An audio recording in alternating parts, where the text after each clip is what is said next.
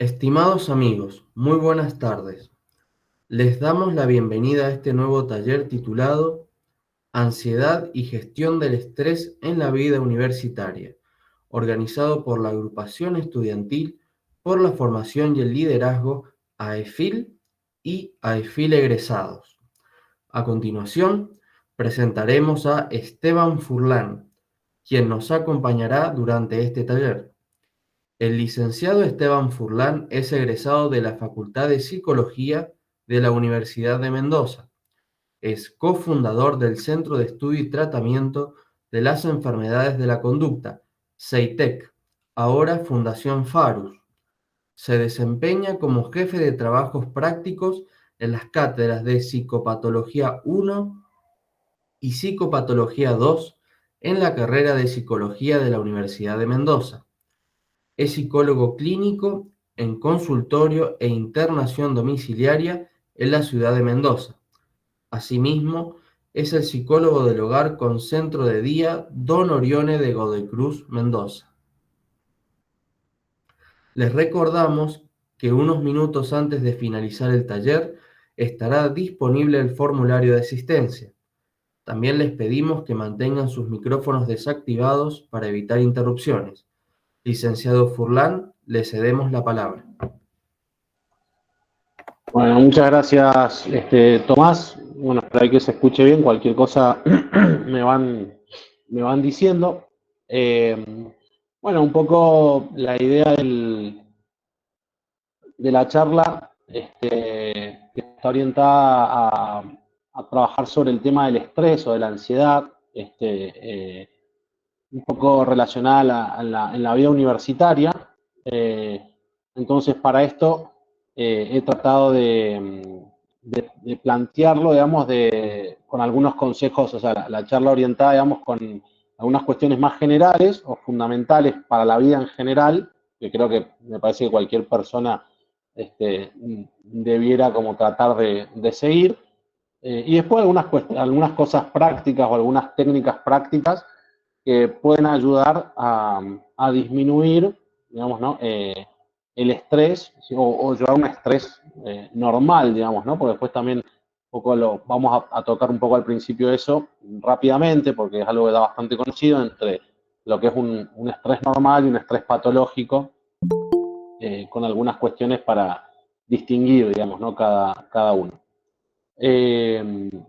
Bien, algunas cuestiones más estadísticas que tienen que ver con justamente la ansiedad y el estrés, que son por ahí cuadros que hoy en día están muy en aumento, de alguna forma. Entonces tenemos una realidad en la cual, y relacionado, digamos, un poco con la vida universitaria, eh, de la Universidad de Buenos Aires, algunos estudiantes de la Facultad de Medicina, que un estudio con 617 estudiantes, que el 98% manifestaron algún grado de estrés académico, ¿sí? Diferentes entre moderado, leve y profundo, pero con las cifras más altas en lo moderado y lo profundo. Entonces, es un tema que de alguna forma está muy relacionado con la presión que se vive o cómo lo vive el estudiante, digamos, ¿no? En la universidad, con respecto, digamos, al estrés, digamos, ¿no? O sea, es decir, que va en algún tipo de aumento. Y después, digamos, a nivel mundial, digamos, ¿no? Que se estima que alrededor del 4% de la población mundial padece algún tipo de trastorno de ansiedad.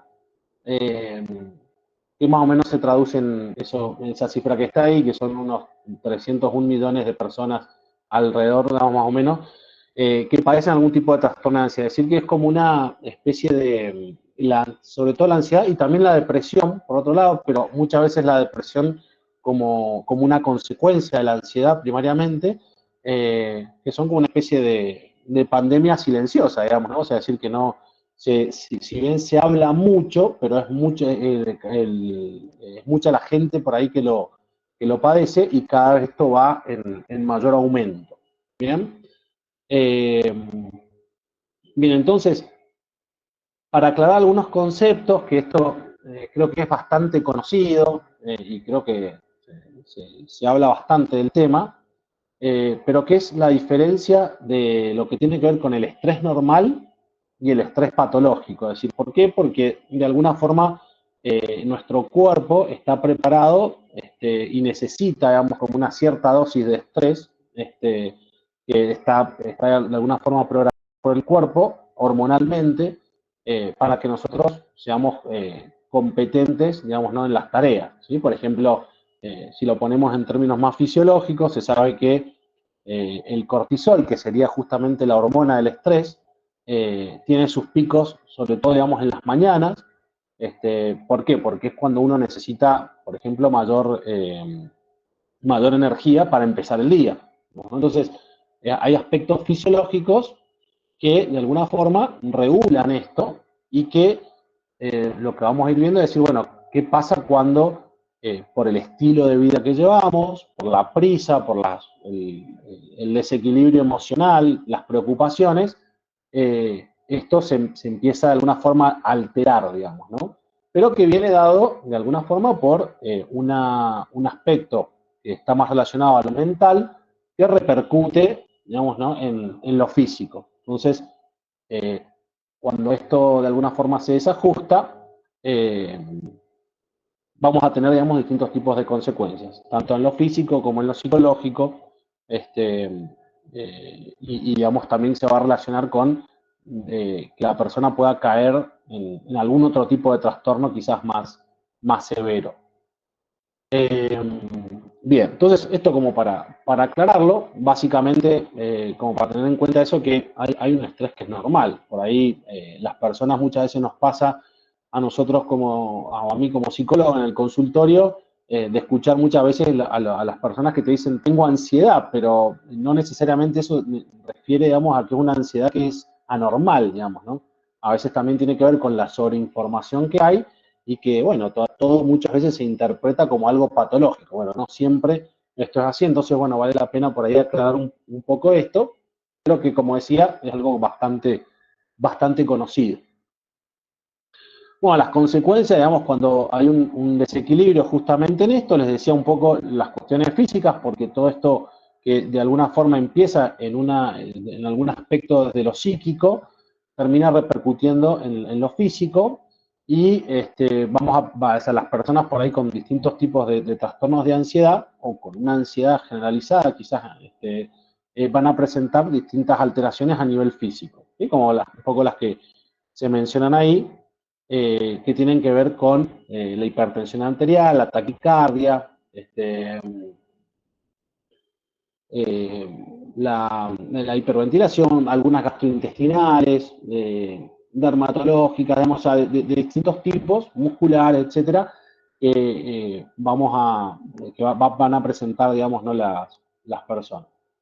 Después, desde lo psicológico, los miedos, o sea, las fobias, la depresión, trastornos de personalidad, trastornos de la conducta o conductas obsesivas y compulsivas, y alteraciones del sueño, digamos, ¿no? Y en lo cognitivo, la dificultad para concentrarse, los olvidos frecuentes, etcétera, que hacen referencia más así, bueno, a todo lo que nos va a afectar, y esto me parece que está más relacionado justamente con la vida universitaria, porque cuando una persona está padeciendo, digamos, de cierto estrés, se le va a hacer mucho más difícil poder tener un buen rendimiento académico, ¿no? Entonces, evidentemente son una de las que más importan y que, bueno, para eso justamente está pensada la charla con algunos consejos o cuestiones más prácticas que, bueno, para justamente ayudar, digamos, al estudiante que padece algún tipo de problema con esto, algunos ejercicios que le ayuden bueno, a llevar una mejor vida académica. De todos modos, vamos a plantear, primeramente, algunas cuestiones o aspectos fundamentales para tener una salud mental, digamos, ¿no? O para una vida mental sana, digamos, ¿no? Que yo considero que son importantes y creo que es lo que primero a veces empiezo a trabajar o se trabaja a veces con un paciente que padece algún tipo de trastorno relacionado al estrés o a la ansiedad, digamos, ¿no? Entonces, bueno, algunas cuestiones como para tener en cuenta, que son a nivel general, quizás muchas de estas las tienen en cuenta ustedes, digamos, ¿no? Pero está bueno como repasarlas o tenerlas como presentes, digamos, ¿no? Después vamos a adentrarnos, digamos, en algunas cuestiones más prácticas. Pero bueno, básicamente, bueno, he puesto como ciertos pilares o cosas que son importantes a tener en cuenta, que son para evitar, digamos, cierto estrés. Primero, digamos, el tema del horario, o sea, es decir, tener una rutina fija es importante y quizás en la vida universitaria eso muchas veces depende más del estudiante. Hay cosas que a veces nos ayudan a llevar o a que ese horario o a que esa rutina sea más fácil. Creo que a todos les pasó que creo que fue durante la pandemia donde más quizá eso se desestabilizó porque, bueno, un poco estábamos encerrados y bueno, como que no teníamos las rutinas, o sea, externas, digamos, ¿no? Que nos ayudaran.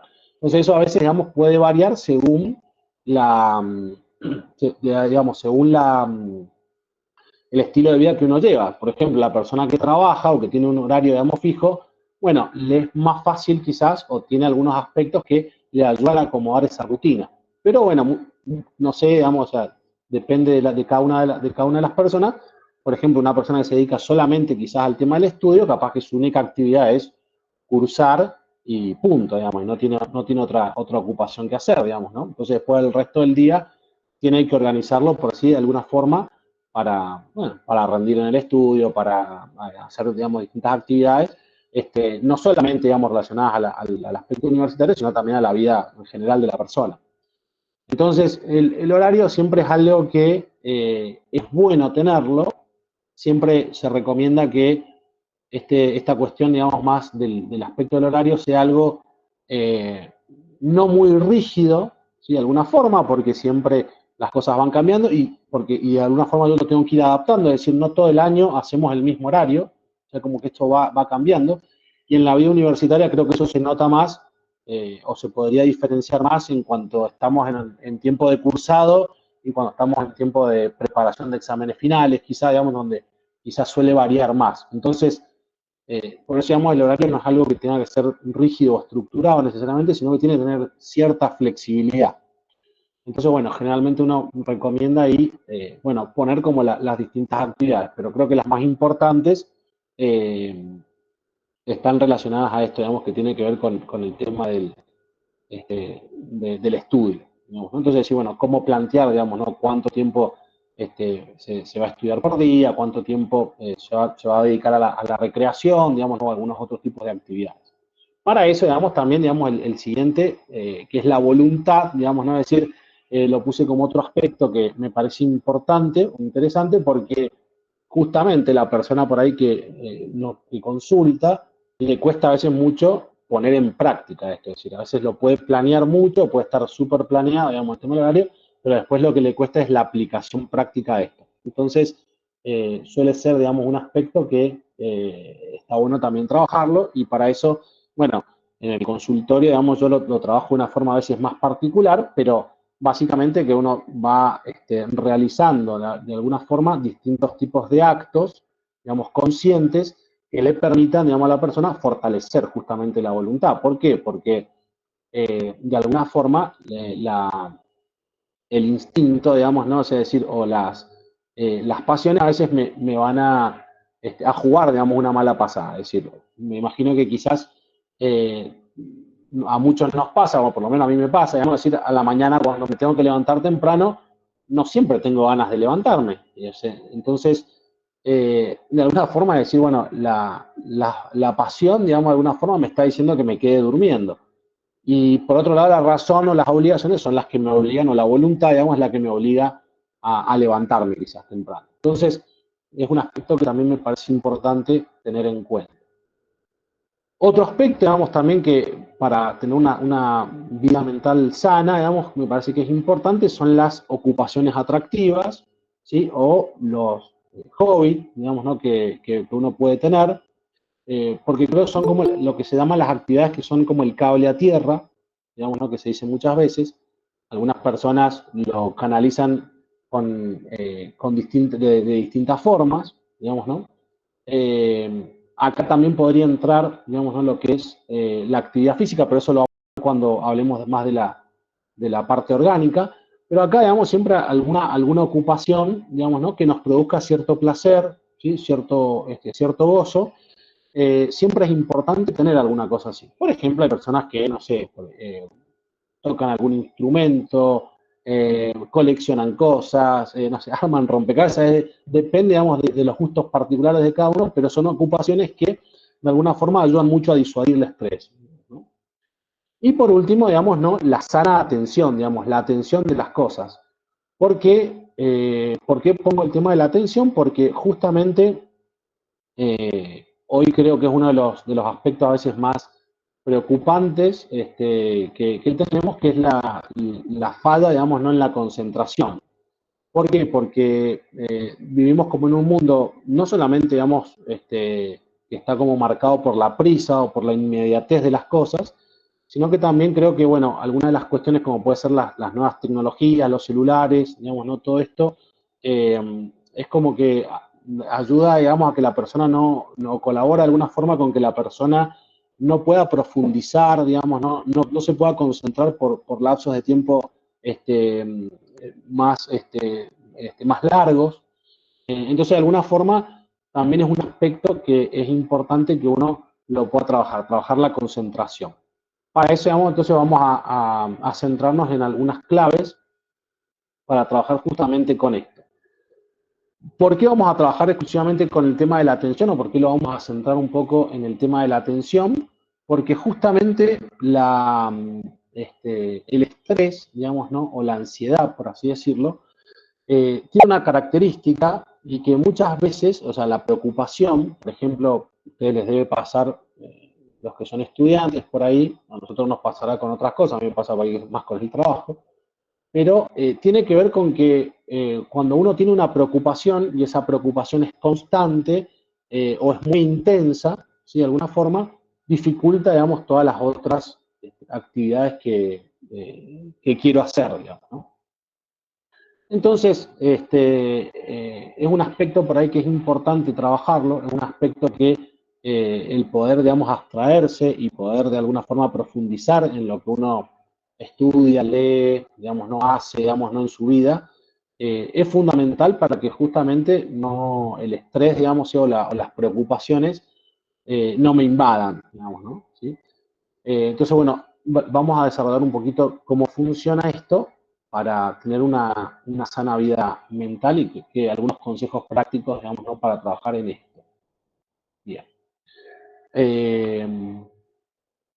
Bueno, en cuanto a la atención, un poco, una definición, digamos, bastante cortita, digamos, pero básicamente la vamos a definir como eso, cuando una persona se fija en un tesoro, una idea, con exclusión de toda otra, cuando en la conciencia, digamos, no hay ningún otro objeto, no hay ninguna otra cosa que invada eso. Eso sería como la atención concentrada cuando uno se centra, digamos, en alguna actividad, digamos, ¿no? Puede ser alguna actividad más práctica. Nosotros quizá ahora, si estamos hablando, digamos, del plano más desde lo universitario, lo vamos a plantear, digamos, ¿no?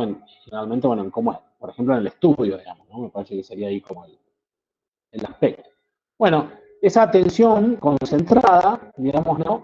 Tiene que causarme un poco esto, digamos, ¿no? Un máximo rendimiento y una fatiga, digamos, no aceptable. ¿Sí? O sea, decir, que va a producir fatiga, va a producir cansancio y está bien que así sea, pero ese cansancio tiene que ser, digamos, aceptable, o sea, tiene que tener un cierto nivel, digamos, ¿no? O sea, si el cansancio, digamos, es mucho, o sea, o sobrepasa, digamos, no lo normal, esa tensión ya no empieza a rendir. Y después, bueno, vamos a empezar a encontrar por qué. ¿No? Y entonces, ¿cómo trabaja, digamos, ¿no? O cómo alcanzar, digamos, esa concentración, digamos, ¿no? Para tener este rendimiento máximo y esta fatiga mínima, digamos, ¿no? O aceptable, por ahí que decíamos recién, porque no necesariamente es mínima, pero es aceptable y me permite concentrarme durante un periodo largo de tiempo. Bien, entonces, vamos a partir de que la atención cuando es concentrada tiene que partir de 4 fases, digamos, ¿no?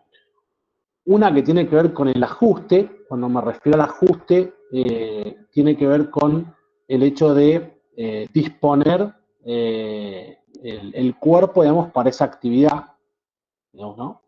Y donde en esta primera fase de ajuste, la atención, vamos a decir, va tratando de empezar a buscar cierta profundidad, pero que todavía a veces no se consigue, entonces todavía es como medio permeable a... ¿Qué es lo que les puede pasar cuando, por ejemplo, los primeros minutos que nos sentamos a leer un texto, digamos, ¿no? O a escribir algo, o a hacer una reflexión, o a estudiar, digamos, un apunte, que sea. Después, digamos, tiene que venir la siguiente fase, digamos, ¿no?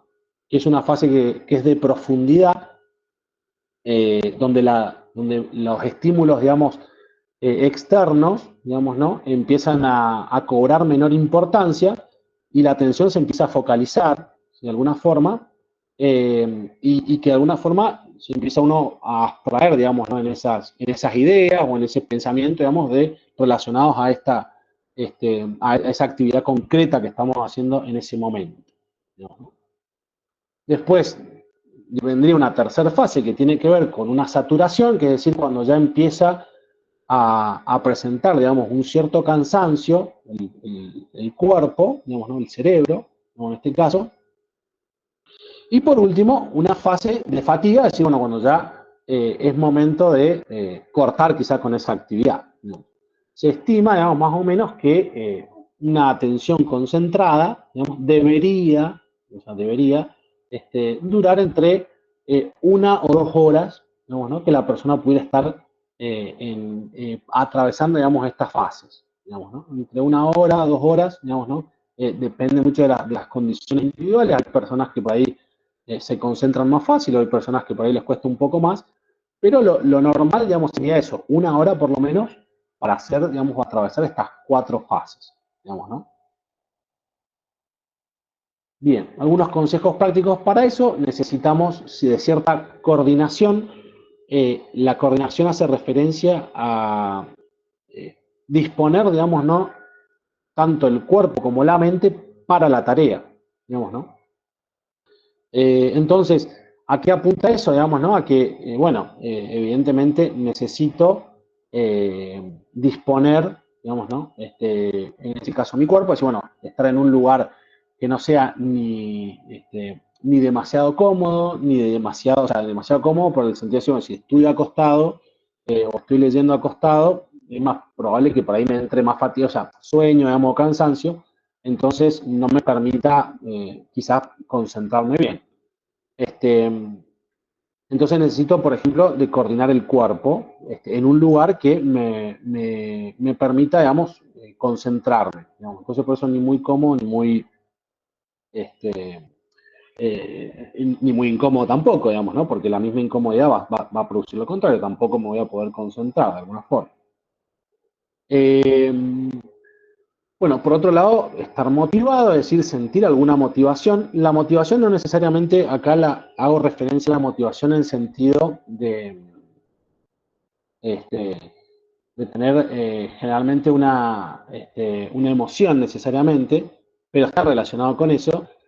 Hace más referencia a poseer motivos, digamos, ¿no? O sea, a tener un sentido de lo que estoy haciendo, del por qué lo hago y para qué lo hago, digamos, ¿no? Entonces, entender eso también es importante, porque también me va a ayudar mucho en la cuestión volitiva, digamos, de la voluntad, para que la voluntad, digamos, también pueda enfocarse o colaborar, digamos, en que la persona se concentre. Y por último, bueno, el ánimo, sí, que ahí sí que entraría quizás más lo emocional. Se trata de sentir buen ánimo, felicidad, digamos, ¿no? Encontrar gusto también a veces en lo que hago. Esto puede ser más relativo, o sea, puede estar a veces y a veces no. O sea, evidentemente también en la vida universitaria vamos a encontrarnos con eh, materias, digamos, ¿no? Por así decirlo, que nos van a gustar más, menos, donde vamos a estar por ahí más animados para poder estudiarlas, y otras no. Entonces va a ser un poquito más relativo. Entonces ahí quizás, evidentemente, necesito de un control más voluntario para poder mantener la atención. Si por ahí lo que estoy viendo, bueno, no es algo que, que me llame tanto la atención, o que por ahí de alguna forma me motive tanto. Bien. Bueno, ¿cuáles son los tipos de atención que debo tratar de evitar, digamos, ¿no? Entonces, o las que por ahí van a ser perjudiciales, digamos, ¿no? Para realizar una tarea o para estudiar o para profundizar, digamos, ¿no? esa atención. Bueno, en primer lugar vamos a describir dos tipos de atenciones, ¿sí? Esto tiene que ver con la disipación, por un lado, esta atención disipada básicamente es la distracción, es cuando nos distraemos. ¿Sí? No. Entonces, ahí tenemos un poco decir, cuando seguimos una idea con interposición de otras innecesarias u opuestas, sufrimos distracciones. O sea, la persona se disipa, ¿sí? De alguna forma. Esto es como, algunos autores lo comparan con eso, es como si tuviéramos que ir por un camino y llegar, digamos, ¿no? al objetivo, al final. O sea, por ejemplo, entráramos en una calle y tenemos que llegar al final de esa calle, pero como si alrededor hubieran distintas bocacalles, que bueno, no sé, por ejemplo, tienen distintas cosas que captan, digamos, esa atención, ¿sí? Entonces acá, por ejemplo, puede entrar, digamos, qué sé yo, la mosca, desde la mosca hasta la música, hasta el vecino, hasta, o sea, decir, todo lo que, los estímulos externos, digamos, ¿no? Que van a tratar, digamos, de captar esa atención. Hasta acá, digamos, decir, esto es normal, digamos, ¿no? Que aparezca, ¿sí? Es normal, pero, digamos, por eso, digamos, tenemos que tratar de controlar un poco lo que en la medida que se pueda, el ambiente. Hay personas que a veces se disipan más fácil y hay personas que eso va a depender mucho de las características individuales también de cada persona. Entonces, por ahí a algunas personas les molesta todo, digamos, ¿no? Bueno, ahí capaz que pueden ser como más obsesivas, digamos, ¿no? En ese sentido, pero y hay otras personas que por ahí no tienen tanto problema. Eso suele ser un poco más subjetivo esto. Pero, digamos, puede estar, y es importante entender que esto es normal. Hay que tratar de reducirlo al mínimo. ¿Por qué? Porque el rendimiento, digamos, a partir de las disipaciones, si me dejo llevar mucho por las disipaciones, va a ser muy bajo, o sea, o va a ser bajo, de alguna forma, y la fatiga va a ser mucha. Como si comparáramos, digamos, como decíamos recién, por ejemplo, tenemos que llegar de un extremo de una calle a otro y al costado tenemos distintas calles con, no sé, negocios, cosas. No, puede pasar por ahí que eso. Nosotros vamos al centro a un lugar determinado y por ahí, nada, nos distraemos comprando o viendo otras tiendas, digamos, ¿no? Pero nosotros íbamos a hacer algo determinado, un trámite o ir a comprar algo concreto. ¿Y qué pasa? Digamos, no, nos pasa eso, digamos, si nos distraemos, o sea, o nos ponemos a ver otras tiendas, empezamos a dar vueltas, digamos, ¿no? Y no, o sea, vamos a terminar más cansados, evidentemente. Vamos a conseguir un rendimiento, sí, pero siempre vamos a terminar más cansados, ¿sí? Entonces, hay un rendimiento, pero de a poquito esto va produciendo mayor fatiga. Entonces, esto por ahí, por eso decía, hay que tratar de reducirlo al mínimo. Bueno, las causas van a ser algunas que son más objetivas, ¿sí? Que tienen que ver con, por ejemplo, o sea, para poder disminuir, digamos, esa disipación, tiene que ver con eso, término y vía desconocido, es decir, que muchas veces puede pasarnos esto, no sabemos, digamos, para dónde vamos, digamos, básicamente, o sea, sería eso, digamos, entonces, eso a veces tiene que estar, digamos, muy bien especificado cuando uno se sienta a hacer una tarea. Es decir, bueno, ¿qué es lo que quiero hacer? ¿A dónde quiero ir?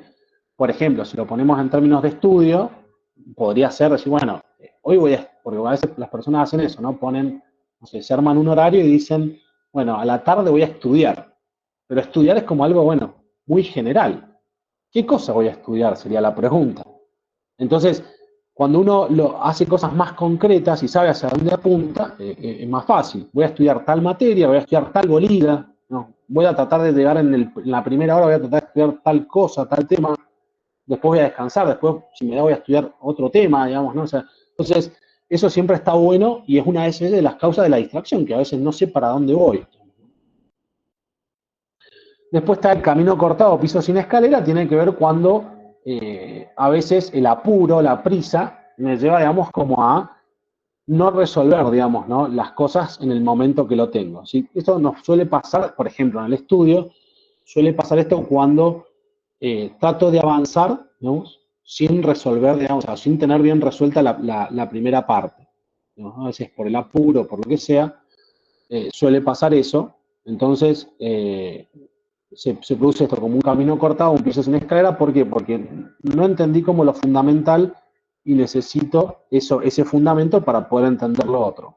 En muchos casos, digamos, suele ser así. Sobre todo en el estudio se nota más. Por ahí lo que nos dicen los profesores. Esto es como la base de otro, digamos. Y si no entiendo la base, no puedo entender el resto. Digamos. Entonces, esto también, digamos, suele pasar muchas veces. Después está el camino aburrido, digamos, ¿no? O sea, decir que, bueno, que por ahí, como decíamos recién, tiene que ver con algo que no estoy de alguna forma motivado para hacer. Entonces, bueno, ahí por ahí tiene que actuar, digamos, un poco más la parte voluntaria, pero que también de alguna forma puedo buscar, digamos, algunos recursos que me ayuden a esto. Pero esto, bueno, es como que normal que pueda pasar, digamos, ¿no? O sea, es decir, puede estar esto y está bueno tenerlo en cuenta porque algunas cosas las puedo ir corrigiendo.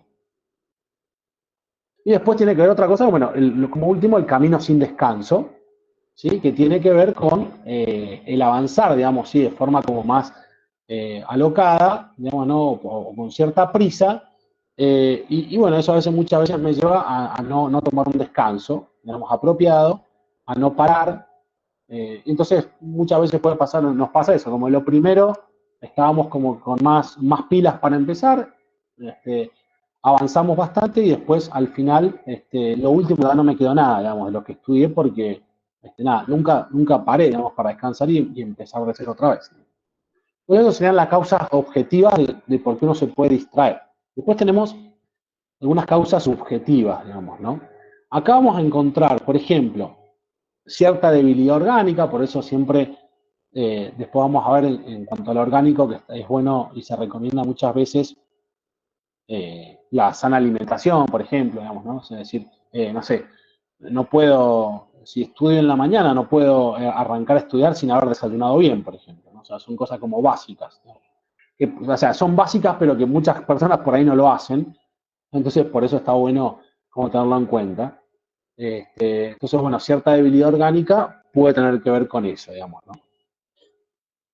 La vida disipada, es esto que llamamos recién, por ahí no llevar como un cierto orden en nuestra vida. Entonces, claro, o sea, decir que eso, si salgo todos los días a la noche y me acuesto todos los días a las 3 4 de la mañana, y bueno, va a ser difícil, digamos, ¿no? Que no tenga un sueño ordenado, entonces eso también va a dificultar que pueda rendir, digamos, quizá en una actividad, en un estudio, en un trabajo, en lo que sea.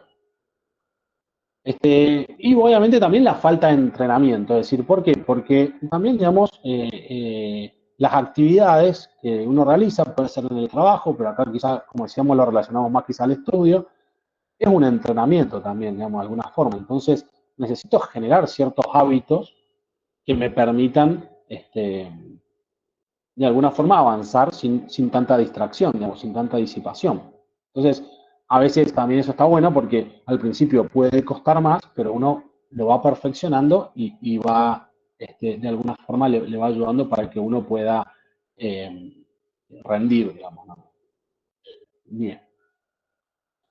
Y por último tenemos otro síntoma que puede ser el agotamiento patológico, ¿sí? Bueno, ahí pueden haber varias causas, digamos, ¿no? En ese agotamiento patológico, pero puede estar relacionado a algún tipo de problema concreto, digamos, ¿no? De ese momento. Entonces, si tuve algo que me pasa, un problema por ahí que no he podido resolver y que me preocupa demasiado, bueno, es más fácil que esto me produzca cierta distracción, digamos, ¿no? En cuanto al estudio. Por ahí estamos hablando de problemas a veces normales, a veces pueden ser problemas más serios, ¿no?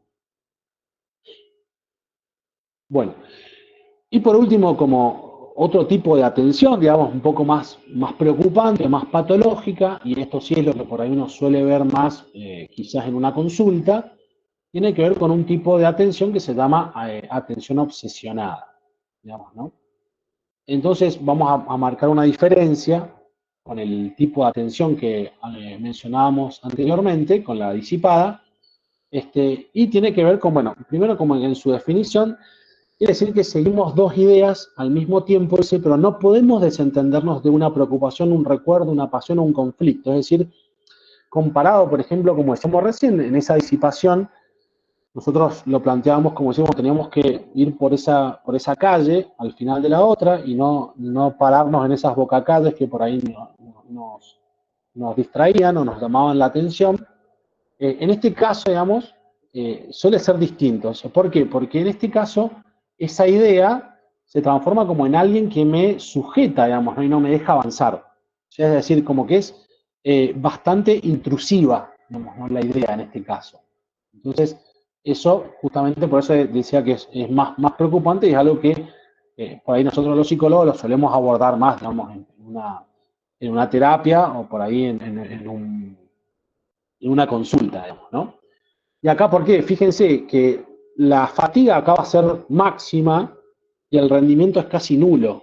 Es decir, casi la persona acá, digamos, generalmente en las consultas, las personas que ahí te manifiestan eso. No puedo concentrarme, no puedo hacer 15 minutos, digamos, ¿no? Esto.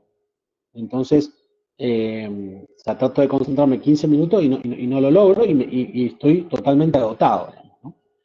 Acá, digamos, bueno, obviamente es un problema y cuando uno por ahí trata o sea, no trabaja, digamos, un poco en esto, bueno, es donde por ahí aparecen los tipos surmenage, digamos, ¿no? Este tipo de problemas, de patologías que suelen ser bastante complejas, digamos, ¿no?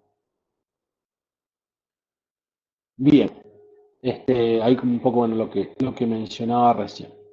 Bueno, algunos remedios prácticos para trabajar el tema de la atención, ¿no? ¿Qué cosas por ahí me pueden ayudar, digamos, un poco en esto? Para esto, yo utilizo estos ejercicios que por ahí son bastante buenos para que la persona trate de mejorar, digamos, ¿no? Ese ritmo de concentración, pero también, digamos, lo utilizo mucho o se utiliza mucho para evitar ciertas ideas obsesivas, digamos, ¿no? Es decir, ayuda a aumentar la concentración, pero también se puede trabajar mucho para trabajar, digamos, ciertas obsesiones, digamos, ¿no? Bien, entonces, la concentración visual. Vamos a trabajar entonces, se trabaja mucho en eso, en la concentración visual. ¿En qué consiste este ejercicio? Es un ejercicio muy simple, que por ahí después lo pueden practicar, digamos, ¿no? Y les puede venir bien para aumentar quizás el trabajo de la atención o mejorar, digamos, ¿no? El trabajo de la atención. Bien, entonces acá, ¿cómo se trabaja? Hay unos dibujos, digamos, ahí que ustedes pueden ver. Fíjense que lo característico de los dibujos es que todos tienen una letra A y una letra B. Eso es lo que marca, digamos, no es como dónde inicia el trazo, dónde empieza el dibujo y dónde termina la figura esta, digamos, ¿no? Fíjense que no tiene ningún sentido lógico esto, digamos, son como distintos garabatos. Bien, entonces, ¿en qué consiste el ejercicio? El ejercicio consiste en esto, o sea, se hace por etapas. La primera etapa tiene que ver con lo externo, por eso dice concentración visual externa y abajo concentración visual interna, ¿no? Porque el ejercicio de alguna forma, mientras uno va trabajando, se va abstrayendo, ¿no? Se va generando cierta abstracción, digamos, del ejercicio. Entonces al principio se trabaja de una forma muy concreta, se le pide, por ejemplo, a la persona que realice distintos dibujos con esta idea, digamos, ¿no? De ir de un punto A hacia un punto B. ¿Por qué? Porque la persona se concentra en ese trazo, digamos, de inicio y de fin. Digamos, ¿no? Entonces eso lo que hace justamente es prolongar, digamos, ¿no? El estado atencional de la persona. Entonces, el ejercicio consiste en eso. Estos son por ahí modelos, digamos, ¿no? Pero la persona puede hacer cualquier tipo de dibujo siempre y cuando respete, digamos, ¿no? Esta regla, ¿no? Ir de un punto A hacia un punto B. Eso sería como la única consigna, digamos, ¿no? Después el dibujo puede ser con más sentido, con menos sentido, pero no hace falta que dibuje algo concreto. Entonces, se practica esto, digamos, durante un tiempo. Yo generalmente los hago practicar a los pacientes durante una semana, digamos, ¿no? Este ejercicio. Lo hacen en una hoja o en un cuadrito, se buscan un cuaderno o algo y trabajan, digamos, de esto. 2 veces al día, digamos, más o menos lo que yo les pido que trabajen, 5 minutos cada vez, digamos, ¿no? O sea, es poquito el tiempo, o sea, no es que nos roba mucho tiempo del día, entonces está bueno también. Bueno, entonces, ¿y en qué consiste? ¿Cómo se va trabajando con esto? Bueno, la persona va haciendo distintos garabatos, se puede poner, por ejemplo, no sé, una alarma y trata de concentrarse en eso. Después, digamos, ¿no? La siguiente etapa, son 3 etapas. Esa es la primera, hacerlo en algo concreto. La siguiente etapa consiste en empezar a abstraerlo un poco. Entonces empieza a trabajar sobre el campo visual, pero imaginario. Entonces, ¿qué se le dice al paciente? Que trate de hacer los mismos garabatos, concentrándose igual, pero que lo haga en el aire, dibujándolo con el dedo. Está bueno esto hacerlo solo porque por ahí si nos ven de afuera parece que estamos medio chapa, digamos, ¿no? Pero la idea, digamos, es justamente que la persona lo haga, digamos, en el plano externo, digamos, todavía en el plano externo, pero también proyectando una línea imaginaria, digamos, ¿no? Que la va a ir dibujando con el dedo, digamos, ¿no? O sea, hace exactamente el mismo ejercicio, pero lo hace en el aire, primero.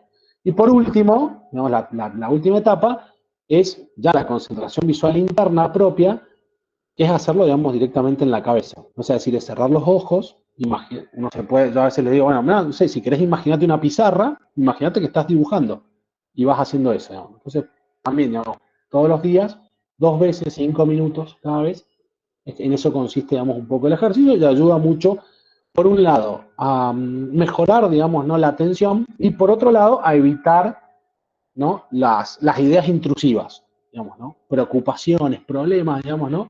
¿Por qué? Porque la mente, digamos, se concentra y la atención, digamos, ¿no? En los problemas relacionados a la ansiedad es clave, digamos, ¿no? Es como un aspecto que es muy, muy importante que uno lo pueda controlar de alguna forma, o tener recursos para poder controlarlo, ¿no?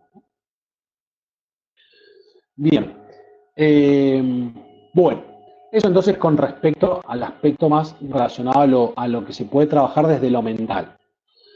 Bueno, otro aspecto que tenemos que trabajar tiene que ver más con lo corporal, digamos, entendiendo, digamos, que somos una unidad básica, digamos, ¿no? De alma y cuerpo, entonces, mente sana en cuerpo sano, digamos, que es una frase de los antiguos, eh, que tiene que ver justamente con eso, es decir, bueno, también el cuerpo necesita también cuidarlo de alguna forma, digamos, ¿no?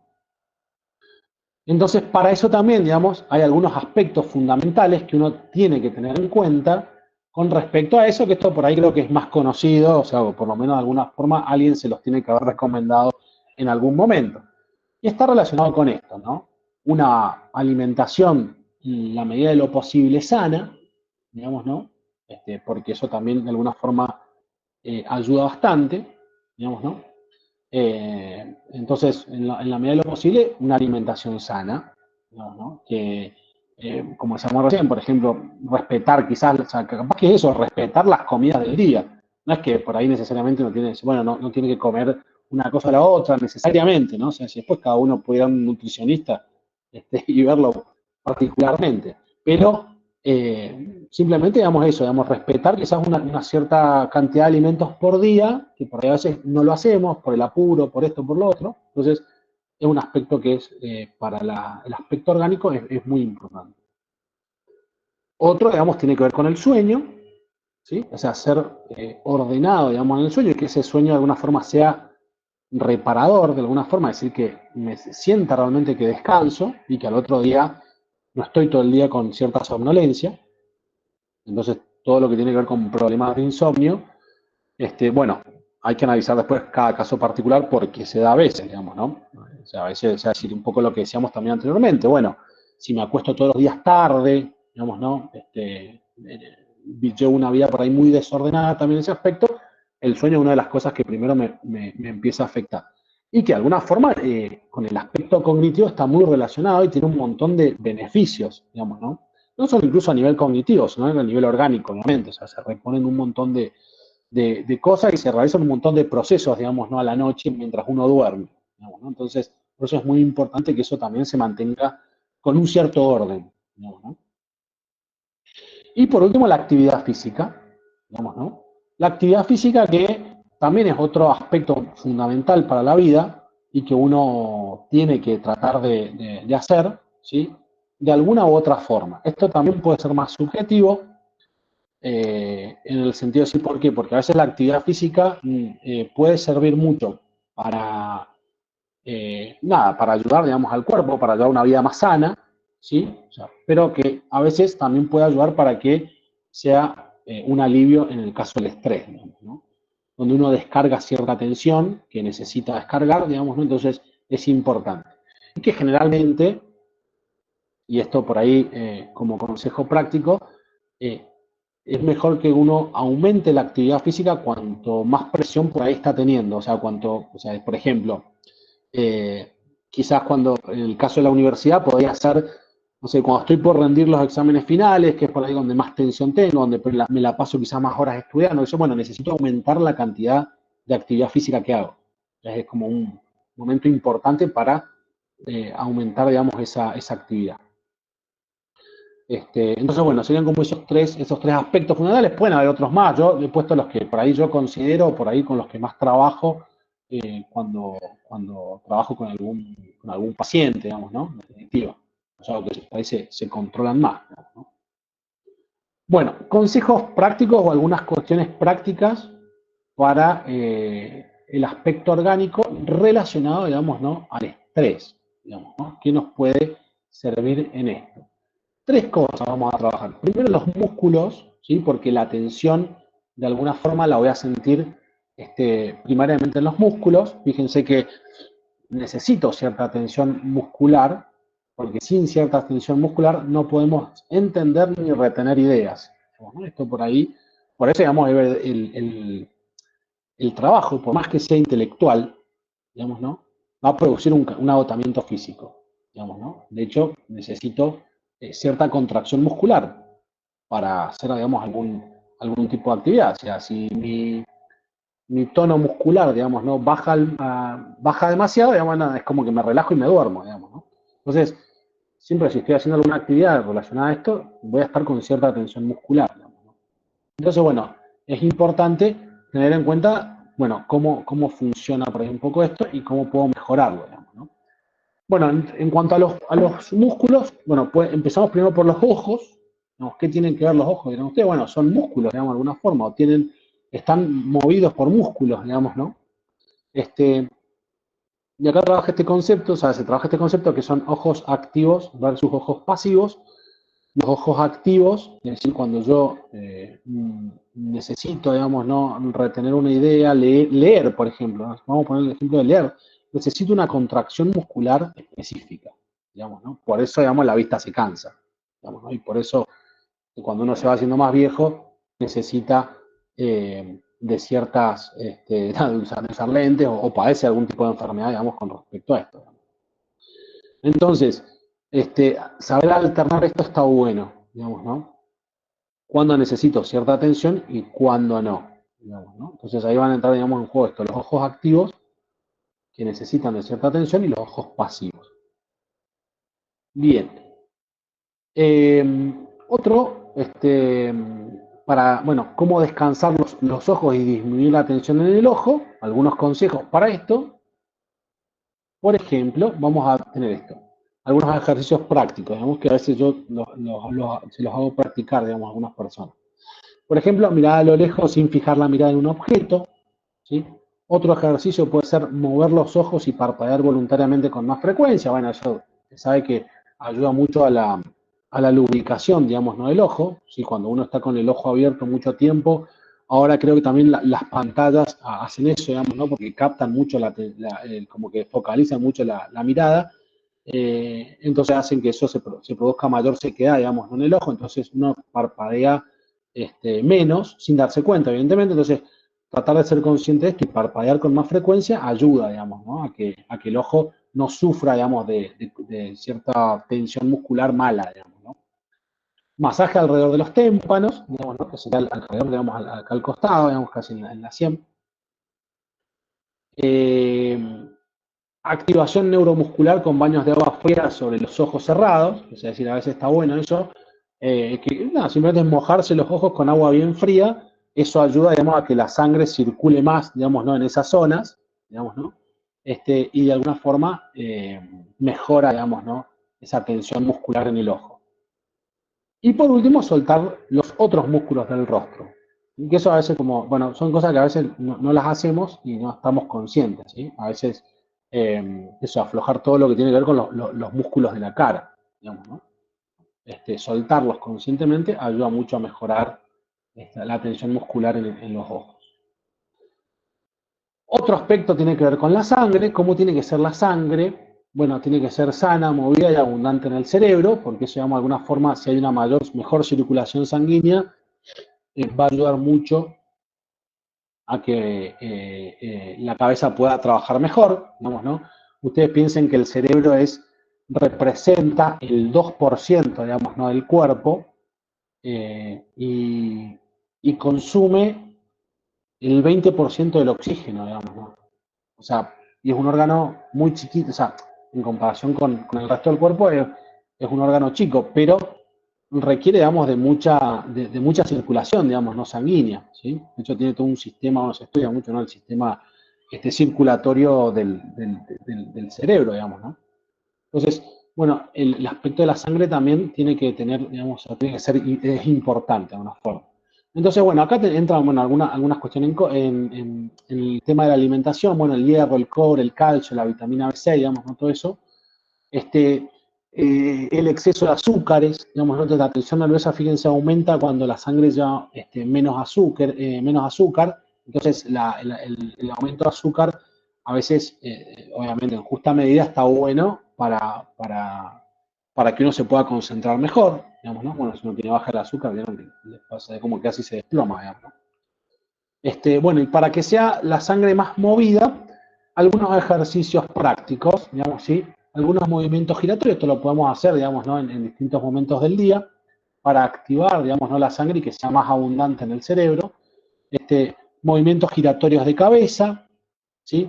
Después movimientos de péndulo, que tienen que ver como dejar caer la cabeza hacia adelante y hacia atrás, digamos, ¿no?, recostados, por ejemplo, en una silla, ¿sí? Ejercicios prácticos por ahí que ayudan a esto, ¿no? Entonces, se pueden plantear por ahí antes de estudiar, antes de sentarse a estudiar, se pueden hacer algún tipo de estos ejercicios y ayudan mucho a que haya menor tensión muscular, digamos, ¿no?, en la persona. Bueno, cómo hacer que la sangre sea más abundante y sobre todo en el cerebro, un poco lo que decíamos recién, como algunas cuestiones que se pueden añadir a las dietas, comer más seguido, digamos, ¿no?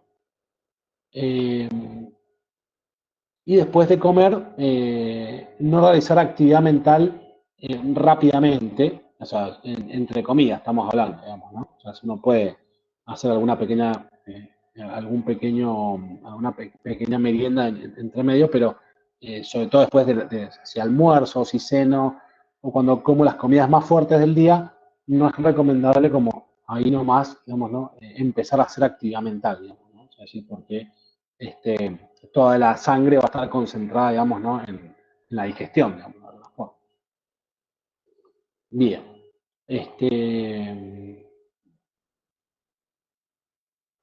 Bueno, otro aspecto que tiene que ver que es importante tener en cuenta, tiene que ver con la respiración. ¿Qué causa una respiración insuficiente? Acá vamos a encontrar las emociones, la prisa, digamos, ¿no?, cuando tenemos alguna emoción que nos agita, las preocupaciones, digamos, ¿no?, que son las que van a producir esas emociones, el apuro, la inmediatez, digamos, ¿no?, todo esto. Hoy podríamos sumarle también lo que tiene que ver con la exposición a las pantallas, digamos, ¿no?, que van a hacer, digamos, también un aspecto que de alguna forma tiene o hace, digamos, que uno viva más nervioso o más ansioso, digamos, ¿no?, aumenta, digamos, mucho el nivel de ansiedad, la exposición a la pantalla. Bien. La tensión persistente de los músculos intercostales, ¿sí?, de los hombros, también va a hacer que respiremos peor, o sea, no respiremos bien. La tensión de las fosas nasales y de la garganta, digamos, ¿no? Para eso, digamos, ¿no?, tenemos algunas cuestiones, por ahí algunos ejercicios también que están buenos como para realizar, digamos, ¿no?, que se pueden hacer a veces antes o cuando uno siente que está, o cierta tensión muscular en estas zonas, digamos, ¿no? Un ejercicio para esto, por ejemplo, puede ser ese, tapar una fosa nasal, ¿sí?, y respirar por unos segundos con una sola fosa nasal, ¿no? Otro ejercicio, ¿no?, la activación de la circulación en estas zonas si hay tensión, que a veces puede ser, digamos, ¿no? A través de, en este caso por ahí no lo vamos a hacer con agua como hacemos con los ojos, pero sí lo podemos hacer con el tacto, digamos, ¿no? Activar, digamos, ¿no? La zona con masajes, o sea, como tocando, digamos, ¿no? Ciertas esas partes del cuerpo para que haya mayor circulación, digamos, ¿no? en esa zona de la sangre, ¿no? Bien, en conclusión, digamos, ¿no? Para terminar, digamos, ¿no? Eh, Me parece que, bueno, que es importante entender que por ahí está orientado un poco a esto la charla. Eh, Tenemos que tener en cuenta, digamos, como estos dos aspectos, creo los aspectos fundamentales que di al principio, digamos, ¿no? Cómo organizarnos, digamos, ¿no? En nuestra vida universitaria, creo que debe ser, digamos, una de las claves que uno tiene que tener en cuenta. Entonces, está relacionado más a ese aspecto, ¿no? Que decíamos al principio, el horario, digamos, ¿no? O sea, llevar ciertas rutinas, tener ciertas ocupaciones también que sean atractivas y que funcionen como una especie de cable a tierra, estar más conectado, digamos, ¿no? Entre nosotros o con las cosas reales, digamos, ¿no? Entonces, eso por un lado. Y por otro lado, digamos, lo que tiene que ver con el aspecto orgánico, ¿no? Entonces, eso es lo que va de alguna forma a ayudar y mejorar, digamos, ¿no? O prevenir de alguna forma que uno caiga, digamos, ¿no? En alguno de estos tipos de problemas más relacionados al estrés, digamos, ¿no? ¿Sí? En este caso, aplicado más a la vida universitaria, pero bueno, creo que se puede aplicar a muchas cosas, digamos, ¿no? Bueno, bien. Eso sería todo. No sé si Tomás, ¿quieren hacer alguna pregunta? Invitamos a los asistentes a abrir su micrófono si cuentan con alguna pregunta para realizarle al expositor. Yo tengo una pregunta, pero que sería más como un consejo quizás, porque, o sea, que pedir un consejo, porque yo en lo personal, el año pasado, que fue mi primer año de carrera, arranqué con ataques de pánico. En la situación de, por ejemplo, tener un ataque de pánico en la universidad o en un lugar así que estás expuesto al público y que hay muchas personas mirándote y como observando porque causa esa atención de los demás, o sea, como, ¿cómo es? ¿Cuál sería la mejor técnica en esa situación, por ejemplo, desde el lado de mi lado, es decir, como tratar de calmar cuando te están todos mirando y desde el otro lado también de ayudar a una persona que está pasando por el ataque de ansiedad o el ataque de pánico? Perdón, la pregunta es ¿cómo ayudar a esa persona o qué harías, o cómo, o sea, o qué tendría que hacer esa Son dos preguntas en una, digamos. Desde mi lado, por ejemplo, estando en una situación, por ejemplo, en público, no sé, en la universidad donde hay mucha gente y que te dé un ataque de pánico, un ataque de ansiedad, cómo calmarlo en esa situación, porque uno, por ejemplo, cuando estás solo en tu casa, puedes hacer un montón de técnicas que quizás cuando estás rodeado de gente que te está mirando, que te está preguntando todo el tiempo, te sentís más abrumado. En esa situación, como qué técnicas podrías realizar como para tratar de calmarte a vos mismo en esa situación donde te están todos mirando. Esa es una pregunta. Y la otra pregunta es desde el otro lado, desde la persona que está viendo a una persona que está teniendo un ataque de pánico, en cómo puedes ayudar sin tampoco ser tan invasivo hacia la otra persona. Claro, bueno, primero hay que ver, digamos, de identificarlo. Por ahí pasa que el ataque de pánico es algo que lo más probable es que la persona tiene que estar medicada, digamos, ¿no? Porque es un estado, digamos, ¿no? O sea, demasiado intenso y que de alguna forma o sea, la sensación por ahí que tiene la persona es que se va a morir, ¿no? Por eso se Sí. llama ataque de pánico, ¿no? Por eso entra en pánico, digamos, ¿no? Ujú. Entonces, por ahí, bueno, suele ser como algo bastante complejo. En el caso de la persona que está en cierto, o sea, si por ahí vamos, va a tener como un papel muy fundamental el aspecto médico, o sea, decir médico me refiero al aspecto psiquiátrico, Ujú. así que la persona va a necesitar medicación seguramente, porque es algo que si no está, digamos, esa pata, digamos, que es la medicación, es muy difícil por ahí que la persona simplemente con técnicas, digamos, lo pueda solucionar, digamos, no necesariamente. Claro. Entonces, eso por un lado, o sea, si tiene que estar eso presente. Después, digamos, con muchas de las cosas que se trabaja, tiene que ver un poco con esto que hablábamos recién, con el tema de desviar la atención. Entonces, para la persona que sufre, digamos, del ataque de pánico, lo que uno tiene que tratar de lograr, digamos, o lo que uno trata de lograr en el paciente, es cierta relajación progresiva, digamos, ¿no? Que tiene que tener. Progresiva porque de alguna forma va tratando de sugestionarse, o sea, se autosugestiona la persona para sentirse más relajado. ¿No? Esa es la idea. ¿No?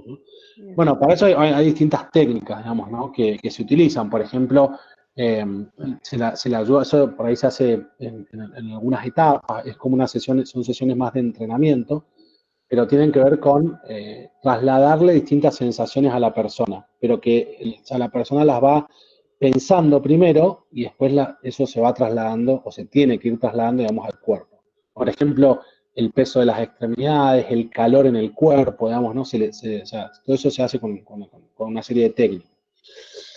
A la persona que por ahí está atravesando, digamos, esta situación, sobre todo si está en público, digamos, yo creo que lo más recomendable primero es sacarla del lugar donde está, digamos, ¿no? Porque una de las cuestiones que sufre la persona es el hecho de no poder pedir ayuda, digamos, ¿no? Entonces, lo más probable es que la tengamos que retirar del lugar donde está. Y después nada, o sea, simplemente es tratar de, o sea, tenemos que identificar que es un ataque de pánico, digamos. Generalmente el ataque de pánico es algo que suele llevar primero una consulta cardiológica por estos síntomas, digamos, que tiene, que primeramente al consultorio, digamos, ¿no? O sea, del psicólogo, ¿no? O sea, Claro.